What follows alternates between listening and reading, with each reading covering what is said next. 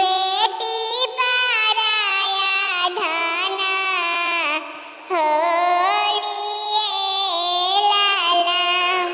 चली जाई है बेटी अरे सुना होई है बकरी हो। रही जाई है मामिया के लाए लाला। रही जाई है मामिया के लाए लाला।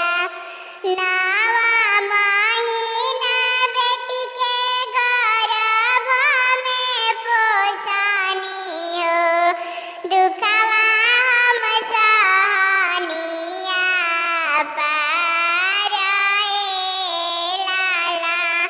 दुखवा हम सहनिया जा रहे लाला।